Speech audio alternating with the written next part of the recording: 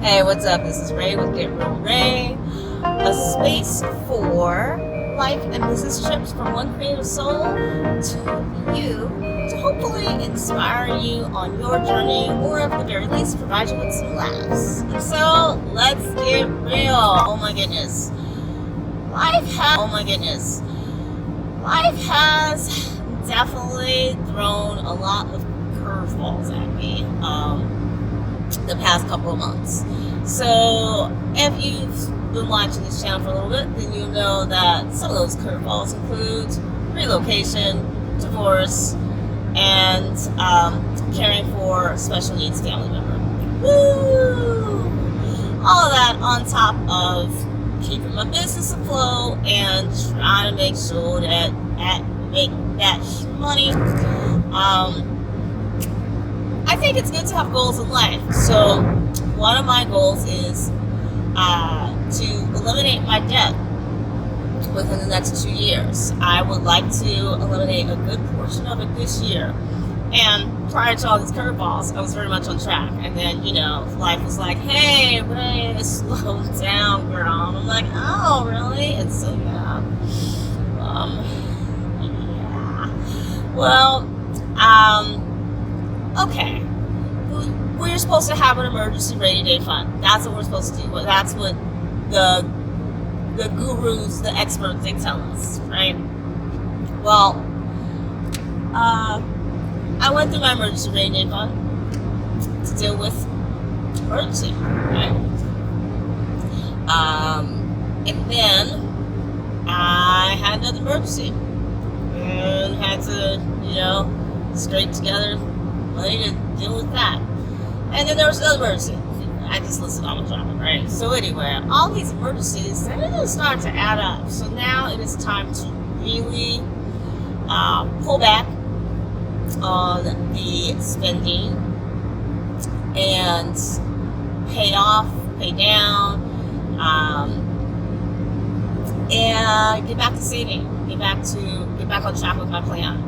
Now, with all that being said, I do have a goal of generating more income this year as well. So when it comes to managing your money, it's not just about, oh, how much am I spending? Let me spend less. But it's also about how much am I bringing in? How can I bring in more? How can I use my time better in order to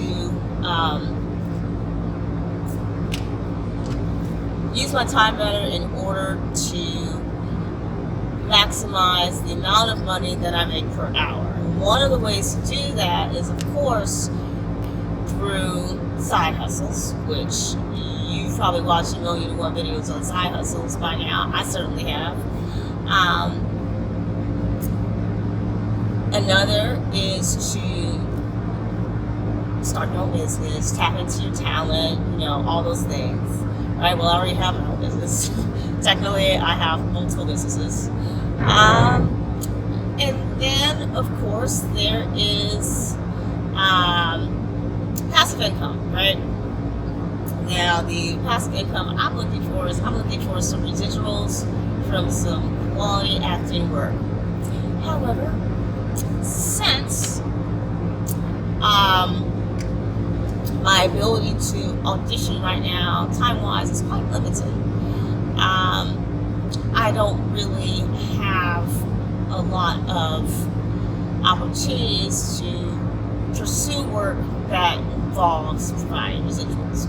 So, other passive income things that I've been looking at, you may have been looking at some of these too. Writing a book. This takes time.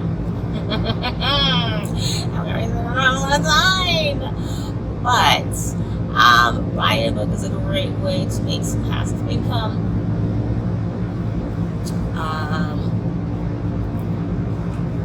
Creating a product and then selling that product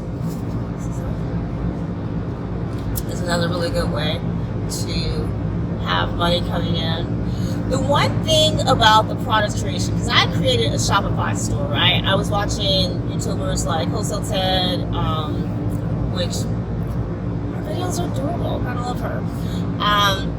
But my one thing about creating a product and then selling it is, for me, I really struggle with finding a way to write product descriptions that were catchy. So if you're using something like Shopify and print on demand, Printful, all those things, they do provide basic descriptions for the products, but they're so generic that it's not exactly SEO friendly. So this kind of idea that you can just create a dropship store, instantly make money, and do a TikTok, and then everyone takes your TikTok and love it, and it's gonna blow. That's not true. That's not true.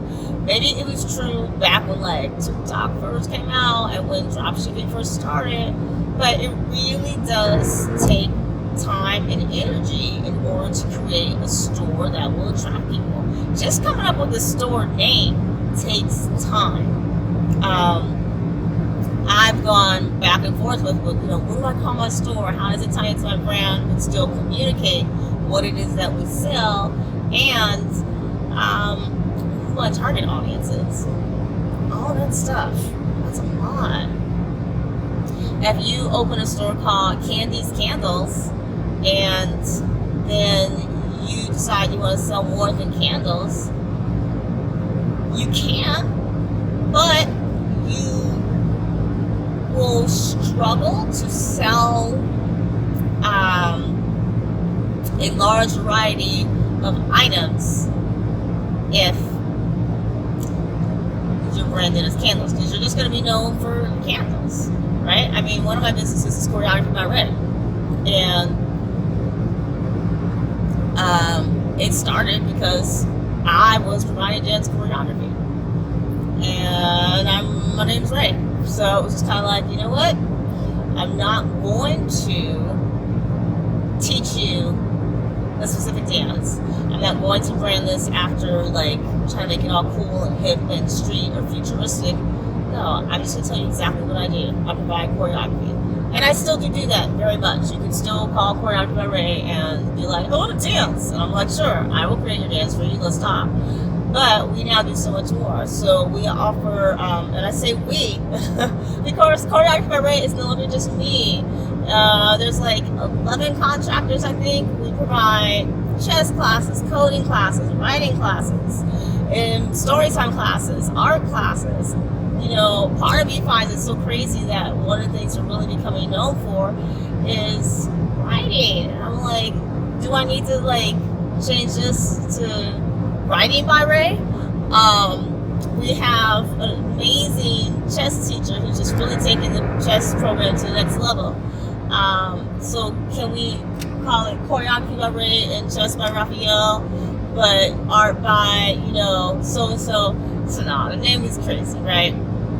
So when I started my business, I had no idea we'd be branching out like this. I wanted to offer more than just choreography, but it just never in a million years would I have thought that would be offering chess and writing classes. And it's happening. And I love that it's happening because we're able to help so many kids with what we do.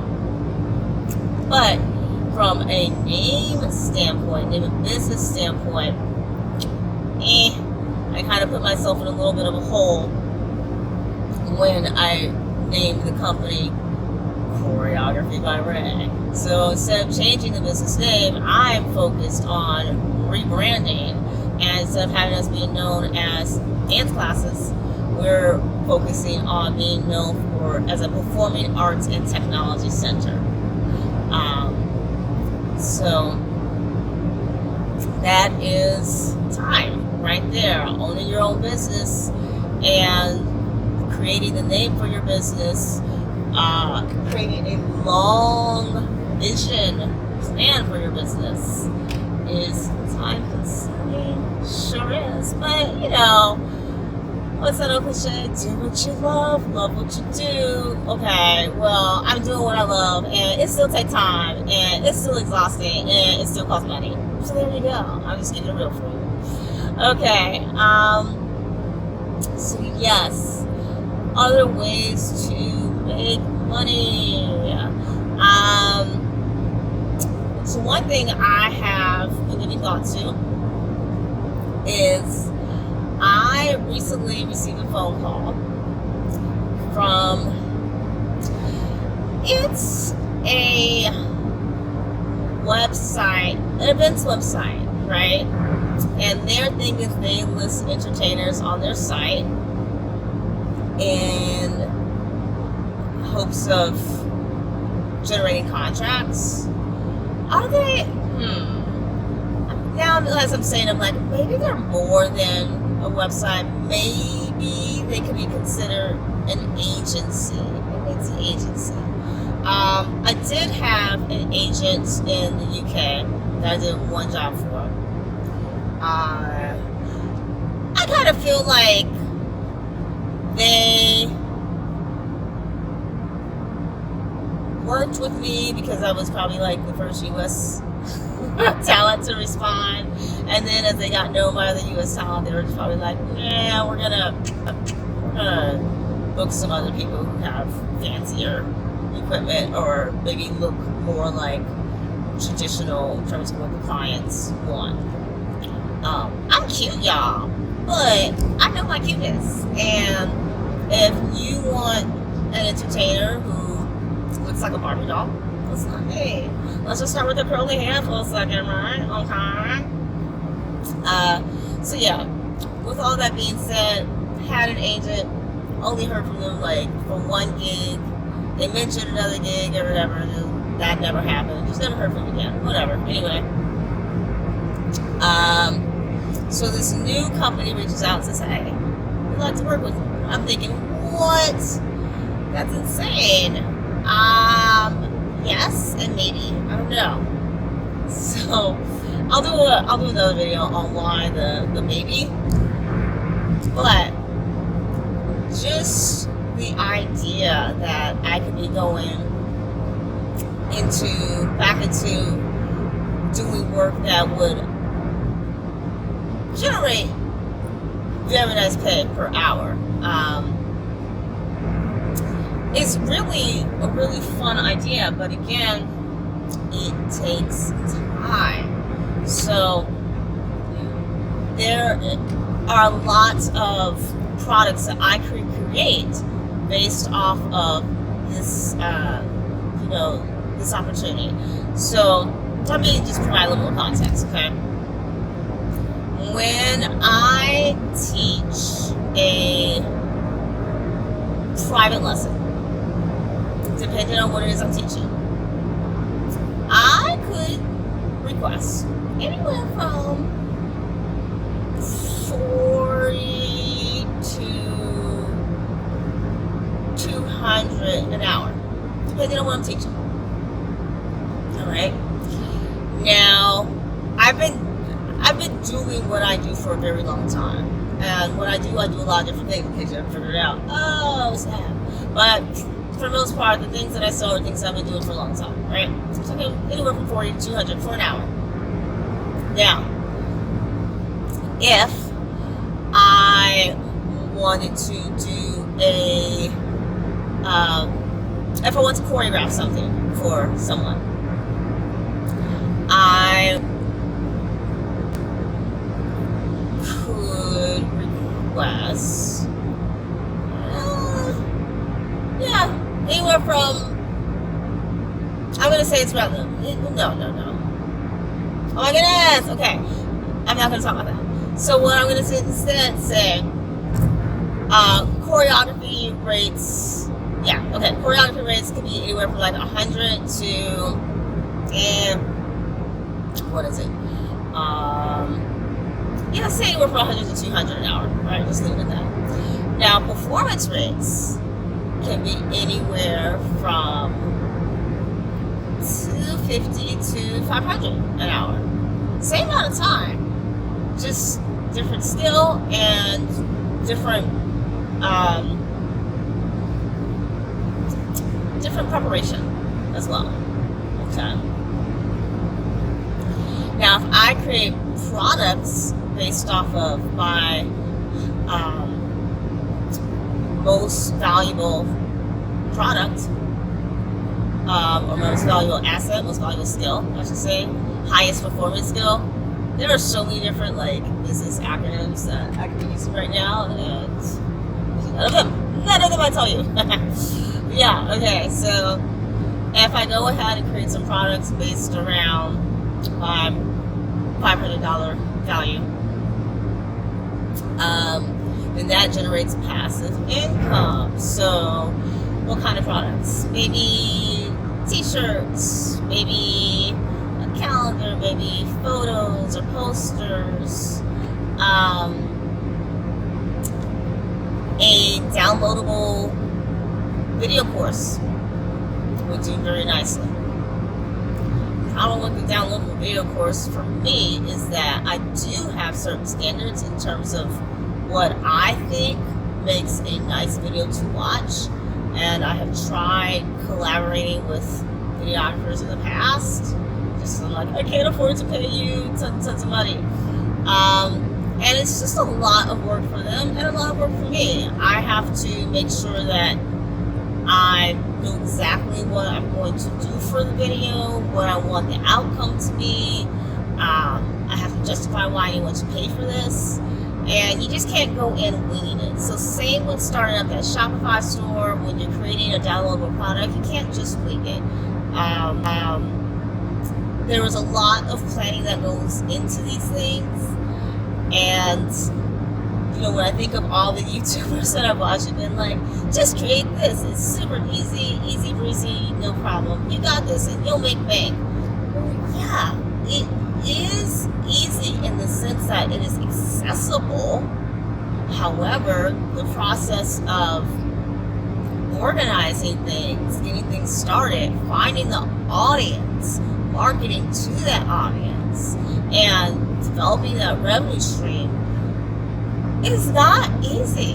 And I think that that's really important to keep in mind, is whatever you're going to pursue for your passive income, it's not going to be an overnight success. I started learning about day trading last year and looking at options as well. Now, I have not had, past couple months, I haven't looked at any of that. I just haven't. I've been so preoccupied with the changes in my family dynamic that I haven't taken advantage of all the tips a friend gave to me in terms of, you know, hey, you need to get on this investing thing. Now, with that being said, I do have some, you know, stocks that, you know, set it, forget it. They have some ETFs. Oh.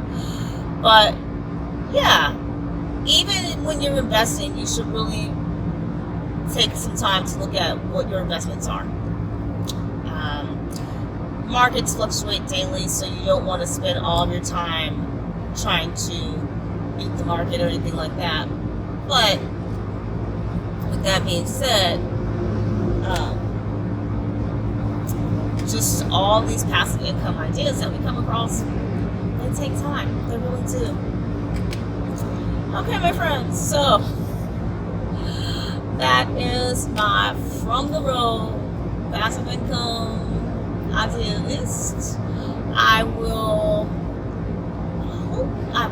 hope that some of this was helpful.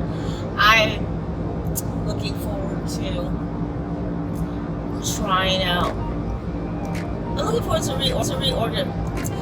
Well, my friends, that was my from the road passive income review. I will definitely keep you posted on how I am doing with reaching my own goals in hopes that that helps you. I will say, this as a side note, that even though I have had several financial setbacks over the past 6 months, I am extremely grateful that maybe 3 years ago, maybe 4 years ago, I took it upon myself to change the way I approach my finances. So ever since I was, a little girl, I would try to save money. And when I was a teenager and had my first credit card, I was like, oh, let me pay this all down, and let me save some money. And oh, the surprise came up. And so this lifestyle of, oh, the surprise came up and I gotta pay that, it's nothing new. It really isn't.